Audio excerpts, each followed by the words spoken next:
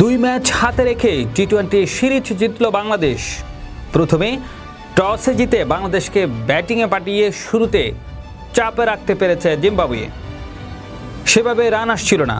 দ্রুত 2 উইকেট হারানোর পর 60 রানে তৃতীয় উইকেট পড়ে, কিন্তু চতুর্থ উইকেটের জুটিতেই পুরো নিয়ন্ত্রণ নিজেদের হাতে নিয়ে নেন স্বাগতিক দল। জাকের আলী ও তাওহিদ হৃদয়ের ঝড়ো ব্যাটিংয়ে স্কোরবোর্ড ফুলে ফেপে উঠে দ্রুতই 87 রান যোগ করেন তারা। হৃদয় তো টি-20 ক্যারিয়ারের প্রথম 50-র দেখা পেয়েছেন।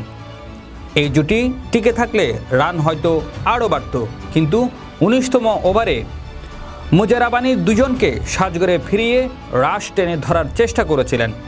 হৃদয় করেছে 57, জাকের 44। শেষ ওভারে রিশাত ও মাহমুদুল্লাহ মিলে 16 রান তুলেছেন। তাতে 5 উইকেটে স্কোরটা গিয়ে দাঁড়ালো 165 রানে। সিরিজে ফিরতে হলে সফরকারীদের প্রয়োজন 166 রান। জিম্বাবুর হয়ে সেরা বোলার ছিলেন মুজারাবানি। কিপ্টে বোলিংয়ে 14 রানে 3 উইকেট নিয়েছেন। তাছাড়া 38 রানে 1 উইকেট নেন সিকান্দার রাজা। 44 রানে একটি নিয়েছেন ফারাজ আকরাম। জবাবে মাত্র 91 রানে 8 উইকেট হারানোর পরও জিম্বাবু হাল ছাড়েনি। ওয়ালিংটন মাসাকাদ্জাকে সাথে নিয়ে ফারাজ আকরাম লড়াই চালিয়ে যাচ্ছিলেন। ফারাজ তার প্রথম 11 বলে 2টি করে 4 ও 6 মেরে রানের চাকা বাড়ান। শেষ 2 ওভারে প্রয়োজন তাদের 27 রান। তাতে বাংলাদেশের উপর কিছুটা হলেও চাপ ছিল।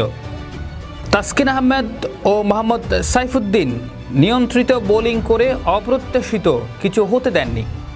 যদিও শেষ ওভারে 21 রানের লক্ষ্যে খেলতে নেমে প্রথম বলেই উইকেট হারানোর পর মুজারাবানি টানা 2-4 মেরে সাময়িক উত্তেজনা তৈরি করেন।